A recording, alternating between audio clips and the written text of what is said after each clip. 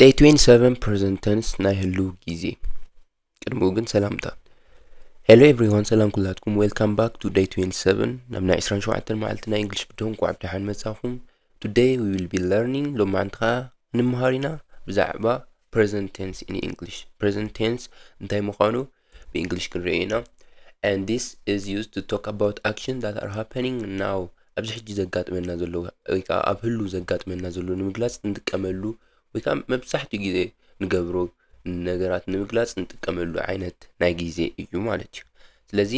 we'll cover እንታይና ክንሽፍን ኣብዛ ቪድዮ the simple present tense እንታይ ምዃኑ the present continuous tense እንታይ ምዃኑ the present perfect tense እንታይ ምዃኑ ኣብ መወዳእታ ከዓ present perfect continuous tense ክንርኢና ማለት እዩ so let's dive into it ንጀምር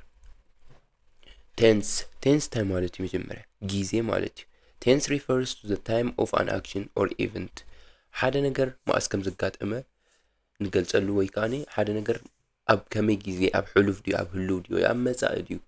ዘጋጥም ዘሎ ንምግላጽ tense ጊዜ ይበሃል ማለት እዩ There are three main types of tense ሰለስተ ዓይነት tense ከም ዘለዉ ገሊጽና ነርና past tense ናይ ሕሉፍ tense ናይ ሕሉፍ ጊዜ ማለት እዩ action happened before ቅድሚ ሕጂ ዘጋጠመ ወይ ከዓ ኣብ ሕሉፍ ዘጋጠመ ንምግላጽ example ናብነት simple past አሎ continuous past አሎ perfect continuous ያ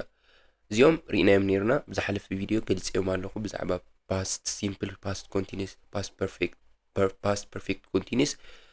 ብስፍሕ ዝበለ ተዛሪበ ኣለኹ ኣብ ዝሓለፈ ቪድዮ ስለዚ ኣብ ኸይድኩም ክትርእይዎ ይምረጽ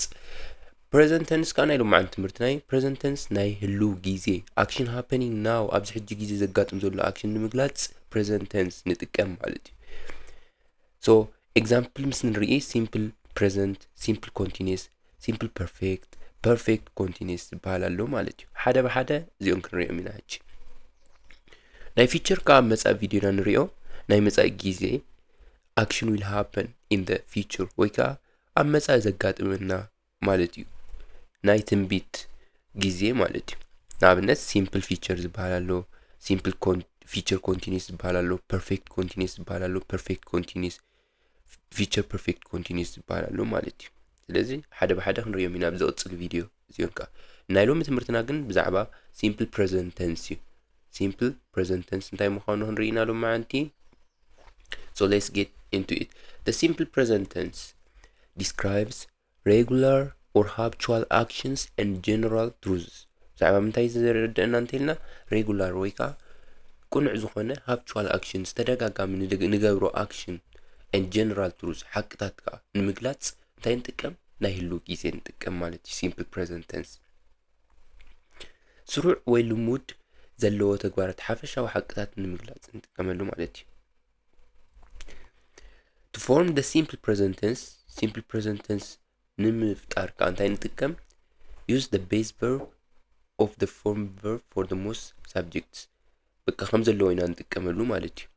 I walk ንብል ማለት እዩ I walk to school እንተኢለ ናብ ቤት ትምህርቲ ብእግረይ ይኸይድ እንተኢለ ሕጂ መዓልታዊ ዝገብሩ ነገራት መብዛሕትኡ ግዜ ዝገብሩ ነገራት ስለ ዝኾነ I walk to school ይብል ማለት እዩ I walk to school example they play football ንሳቶም ኩዕሶ ይጻወቱ መብዛሕትኡ ግዜ ይጻወቱ ማለት simple present እንታይ ብለና ኣሎ ሓደ ነገር ብተደጋጋሚ ንገብሮ ነገር ንምግላጽ ማለት እዩ ንጥቀመሉ እንታይ ይበሃል simple present ይበሃል ስለዚ ንሳቶም ኩዕሶ ይጻወቱ ማእስም ይጻወቱ መብዛሕትኡ ግዜ ዳርጋ ኩሉ ግዜ ማለት እዩ ስለዚ ተደጋጋሚ ተግባር ምዃኑ ይገልጸልና ማለት እዩ add s or es for he she it she it እንታልዮም ካኒ es ወይ ከዓ es ንጥቀም ማለት እዩ ናብነት she walks ንብል ማለት እዩ አንቶይ I walk ኢልና ነርና ሕጂ ግን he she it እንተኾይኑ es ንውስኽ ማለት እዩ መወዳእታ she walks to school ንሳ ናብ ትምህርቲ ትኸይድ ማለት እዩ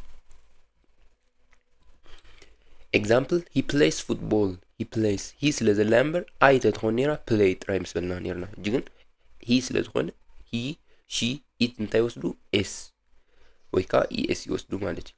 he plays football ንሱ ኩዕሶ እግሪ ይጻወት The sun rises in the east. ሕጂ ከዓ general truth ወይ ከዓ ሓፈሻዊ ሓቂ ዝኾነ ንምንጋር ንጥቀመሉ ኢና the sun rises in the east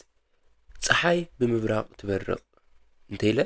ሓቂ ኩሉ ግዜ ዘይቀር ነገር ስለዚ ኩሉ ግዜ ዘይቀር ሓቂ ንምዝራብ ከዓ simple present tense ንጥቀም ማለት እዩ the sun rises in the east ፀሓይ ብምብራቕ ትበርቕ she reads a book every morning ንሳ መብዛሕትኡ ምሸት መጽሓፍ ተንብብ ንሳ ምሸት መጽሓፍ ተንብብ ማለት እንታይ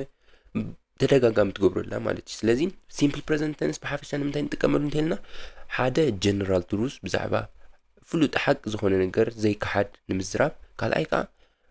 መብዛሕትኡ ግዜ እንደጋግሞ ነገር ወይ ከዓ እንደጋግሞ ነገር ንምዝራብ simple present tense ንጥቀም ማለት እዩ ንሳ ምሸት መጽሓፍ ተንብብ ንሳ ምሸት መጽሓፍ ተንብብ ንሳ ምሸት መጽሓፍ ተንብብ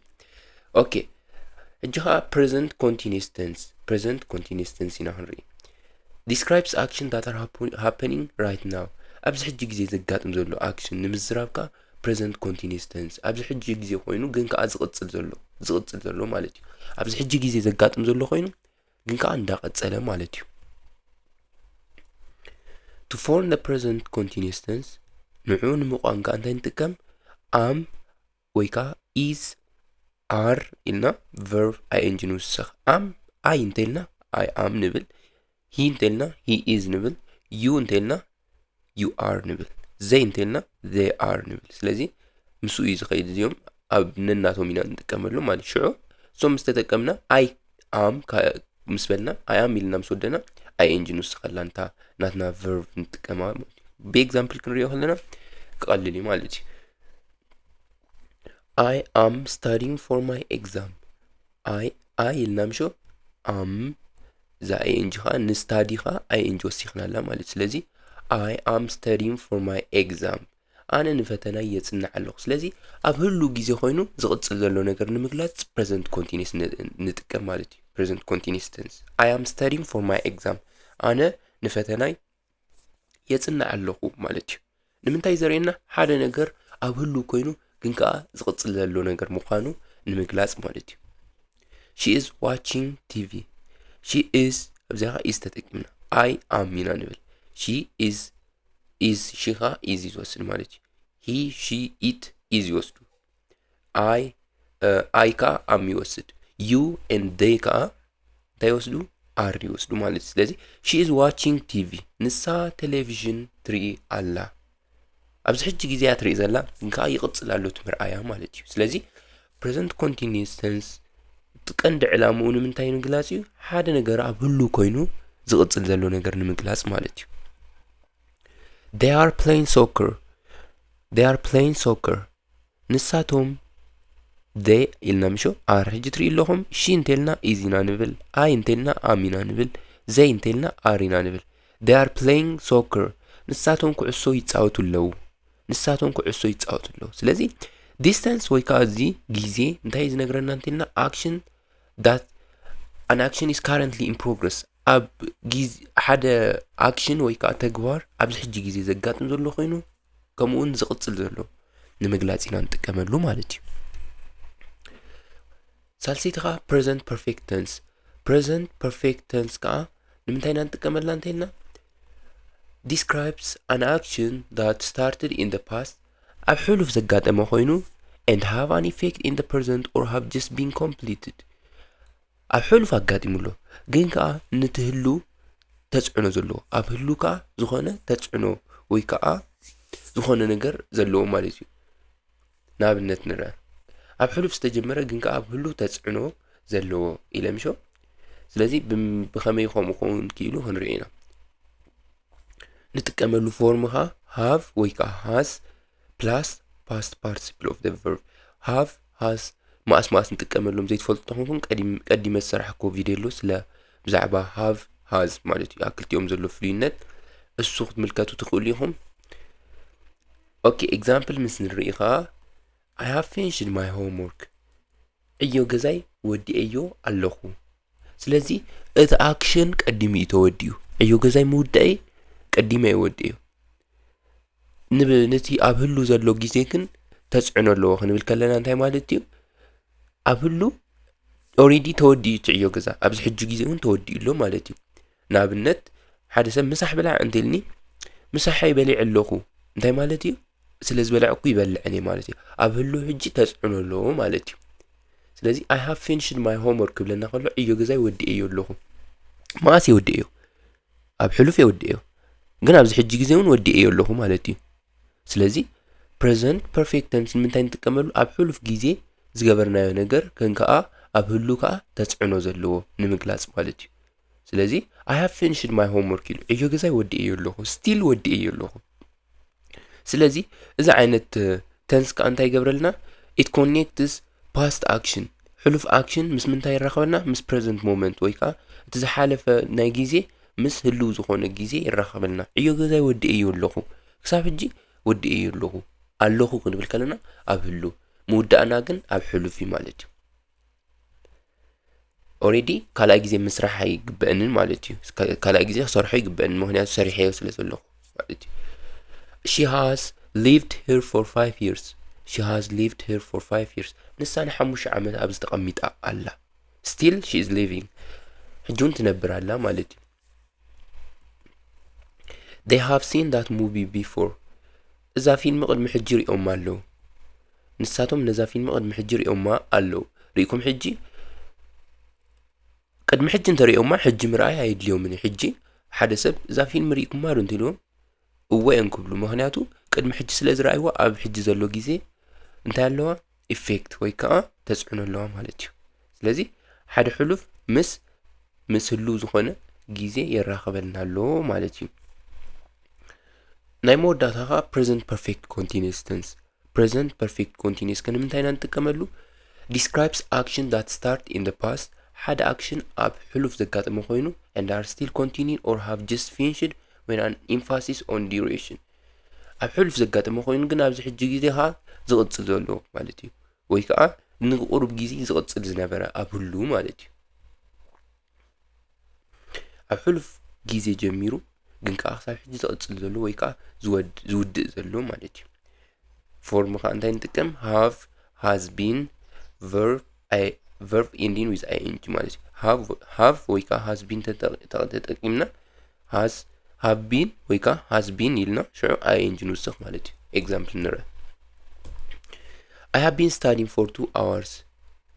I have been studying for 2 hours ንኽልተ ሰዓት ዝኣክል የጽንዕ ነይረ ስለዚ ኣብ ህሉ ግዜ እዩ የጽንዕ ነይረ ግን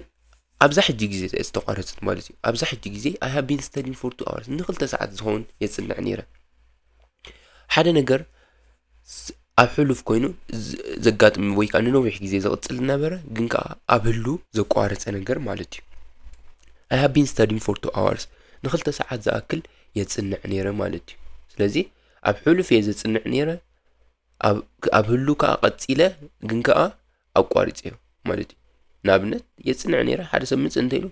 ክሳብ ሕጂ እኮ የጽንዕ ዘለኹ እንተይለ ሕጂ ብፕሬዘንት ፐርፌክት ኮንቲኒዩስ ቴንስ የረድኦ ኣለኹ ማለት ስለዚ this tense highlights እንታይ ይስጠቕመና እዚ tense ها ongoing nature or duration of an action ሓደ ነገር ኣብ ህሉ ኮይኑ ዝቕጽል ነበረ ኣብ መንጎ ግን ዝተቋረጸ ንምግላጽ ማለት እዩ She has been working at the company since 2015 She has been working at the company since 2015 ካብ 2025 ጀሚራ ወይ ከዓ ትሒዛ ኣብቲ ኩባንያ ትሰርሕ ኣላ ማለት እዩ ማእስያ ጀሚራቶ ኣብ ሕሉፍ ኣብዚ ሕጂ ግዜ እውን ትሰርሕ ኣላ ይቕጽል ኣሎ ኣብዚ ሕጂ ግዜ ማለት ንነዊሕ ግዜ ይቕጽል ኣሎ we don't know ኣብዚ ሕጂ ግዜ ትሰርሕ ትሉ ያ ኣይትሉን ግን ክትቅጽሉ እንትኽእለ since ካብ 2025 ጀሚራ ኣብዚ ኩባንያ ትሰርሕ ኣላ እንተልና ትሰርሕ ኣላ ስቲል ማለት እዩ ስለዚ ኣብ ሕሉፍ ይጋጢሙ ንነዊሕ ግዜ ካብ ሕሉፍ ጀሚሩ ክሳብ ሕጂ ይቕጽል ኣሎ ክሳብ ህሉ ማለት እዩ They have been playing tennis all afternoon ሙሉእ ድሕሪ ቀትሪ ቴንስ ይጻወቱ ነበሩ ወይ ከዓ ይጻወቱ ነይሮም ነበሩ ክንብል ከለና ሕጂ ኣብ ህሉ ዝኾነ ተጽዕኖ ኣለዎ ማለት እዩ ንህሉ ኣብ ህሉ ዝቕጽል ዘሎ ካብ afternoon ወይ ከዓ ካብ ቀትሪ ጀሚሮም ሙሉእ ቀትሪ ዝተጻወቱ ይነግረና ኣሎ ማለት እዩ ስለዚ ሙሉእ ቀትሪ ሙሉእ ድሕሪ ቀትሪ ቴንስ ይጻወቱ ነበሩ So that's it for today's lesson ናይሉ ማዕንቲ ትምህርትና ነዚ መስል ብዛዕባ present tense ማለት እዩ we covered እንታይ ሪኢና simple present tense for regular actions and general truths ሪኢና ኣለና present continuous tense for action happening ና simple present tense regular action ወይ ካብ ተደጋጋሚ ንገብሩን ከምኡን ሓቅታት ንምግላጽ ሪኢና ኣለና present continuous tense ካ action happening ና ኣብዚ ሕጂ ዘጋጥም ዘሎ action ንምግላጽ ሪኢና ከምኡን present perfect tense ካ ንምንታይ ሪኢና action with present effect or recent completion ኣብ ሕጂ ዘሎ ተጽዕኖ ንምግላጽ ሪኢና ማለት present perfect perfect continuous tense ካ for ongoing action and duration ኣብዚ ሕጂ ኮይኑ ነዊሕ ግዜ እንዳቀጸለ ነበረን ዝቅጽል ዘሎ ነገር ንምግላጽ present perfect continuous tense ከም ንጥቀም ሪኢና ማለት እዩ ስለዚህ ቀልጢፎኩም እንተኮይነ slow down ክትገብርዎ ትኽእሉ ኢኹም ኣብ ናይ YouTube setting አትይኹም ተዘይኮይኑ ከዓ ጠጠው እንዳበልኩም ክትሪእዎ ትኽእሉ ኢኹም keep practicing these tenses to improve your ability to talk about the present ስለዚህ ምልማድ ኣይትረስዑም بمحير من الماد ببزح من الماديو اتي لو تزمت if you find this lesson helpful مهاري زخونة تمرت ترخيبكم مها don't forget to subscribe مقبار ayترسعو share مقبار ayترسعو مالتي يعني اللي